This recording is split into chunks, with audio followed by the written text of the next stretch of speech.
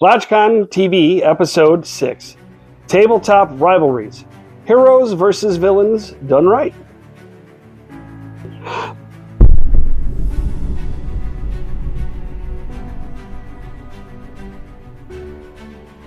Hi everyone, welcome back to LodgeCon TV, where gamers call home.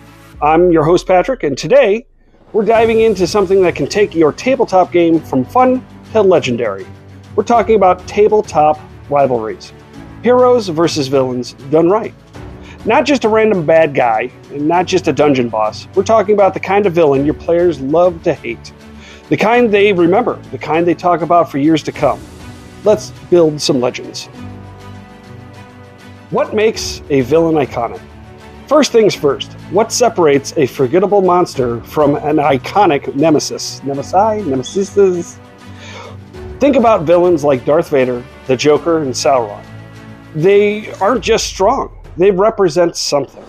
An iconic tabletop villain needs three things to be successful: a clear identity, personal connection to the players, or their characters at least, and a reason for their existence in the campaign setting overall. Let's start with the clear identity. They should have a visual theme, a philosophy, or a calling card. Maybe your villain leaves behind frozen roses. Maybe they only speak to the players through illusions. Maybe they never draw a weapon. They manipulate others to fight for them. Consistency is the key, and it helps build the myth. Personal connection. A villain becomes legendary when they touch the heroes' lives. Burn a village? That's fine. Burn their village? Now we're cooking. Did they betray a former party member? Steal an artifact the heroes needed? Frame them for a crime or a murder? Personal stakes create emotional investment. That's the hook we need. Now we're to a reason to exist. Even chaotic, evil villains believe that they're right. Ask yourself, what does this villain want? Why do they think they're justified? What would they say if confronted? When your villain can argue their case convincingly, your players are going to lean into that experience. The power of the reoccurring nemesis. Let's talk about something even more powerful. The reoccurring villain. In games like Hero Quest, the evil presence of Zargon looms over every quest. He never even makes a physical appearance, but his influence is everywhere. That's the key. Your villain doesn't even need to show up to every session, not even half. Instead, their symbol appears on documents. Their lieutenants whisper their name. When the players do finally meet them, it feels earned. Now here's something important for that. Let them escape, sometimes. Here's something hard for GMs to wrap their head around. Don't let your villains die too soon. Let them strategically run away, fake their death, escape through magic or misdirection. When they do come back stronger, your table will explode. But here's the trick. It must feel believable. No obvious GM protection or they're just gone. Evolve the rivalry. Every encounter should change the relationship between hero and villain.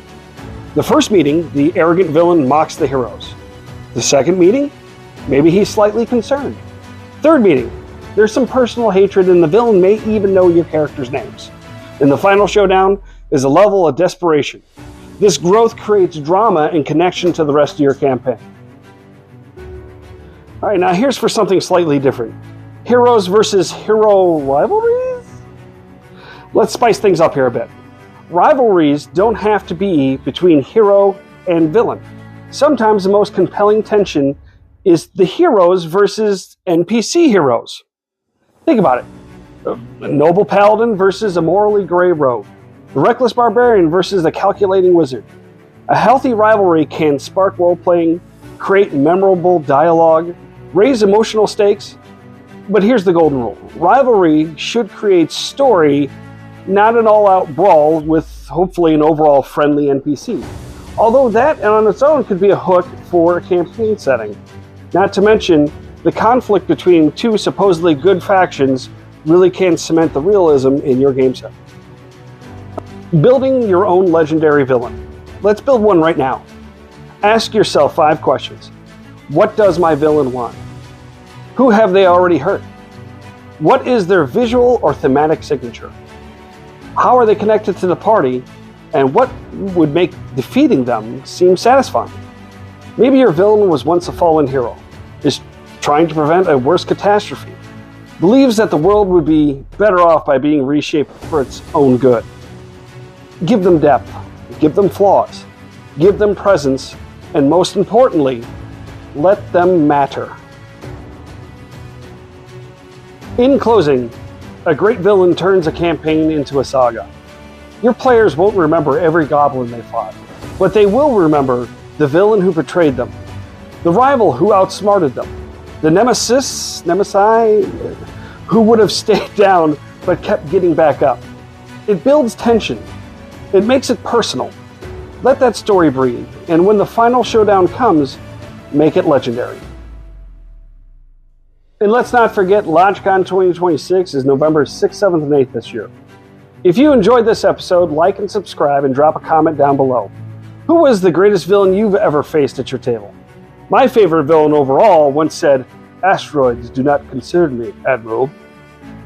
Until next time, this is LodgeCon TV. Woo!